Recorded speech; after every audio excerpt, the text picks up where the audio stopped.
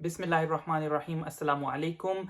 मैं हूं doctor Salman Arif from England और मैं एनएचएस इंग्लैंड में कार्डियोथोरेसिक सर्जरी के शोबे के साथ वाबस्ता हूं। अगर किसी को फालज का अटैक आए तो आपने क्या करना है? फालज का अटैक एक मेडिकल इमरजेंसी है और एक एक मिनट कीमती होता है, क्योंकि फालज में जो आपका ब्रेन है उसको ब्लड सप्लाई कट ऑफ हो जाती है और ब्रेन के खुलिए उनकी मौत वाक़या होने लगती है, वो डेड होने लगते हैं। तो उससे क्या होता है कि जो फंक्शन है वो कंप्रोमाइज होने लगता है और आपको साइंस एंड सिम्टम्स नजर आते हैं। तो इसके लिए एक लफ्ज इस्तेमाल होता है, बी फास्ट, कॉल 999 या पाकिस्तान में है तो 1122। इसमें क्या है कि बी फॉर बैलेंस। बैलेंस यानी अगर जिस्म का आपका तवाजुन जो है बैलेंस आउट होने लगे तो ये एक साइन हो सकता है, अचानक हो। और दूसरा जो है वो आईज यानी आंखों की बिनाई मुतासिर होने लगे, पार्शली चली जाए या मुकम्मल तौर पर चली जाए या दो दो नजर आने लगे, तो ये भी फालज का एक साइन हो सकता है।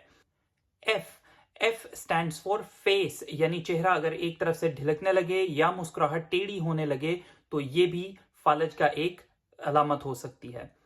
नेक्स्ट है ए फॉर आर्म्स, यानी अगर आप अपने बाजू को यूं ऊपर होल्ड नहीं कर सकते या आर्म्स में वीकनेस आने लगे तो ये भी स्ट्रोक का एक साइन हो सकता है। एस है स्पीच, अगर बोलना मुतासिर होने लगे, यानी अगर तो बोलने के लिए अल्फाज ढूंढने में मुश्किल पेश आने लगे या स्लरिंग ऑफ स्पीच हो जाए, यानी बोलने में दिक्कत, लफ्ज अदा करने में दिक्कत महसूस होने लगे, तो ये भी एक स्ट्रोक का साइन हो सकता है।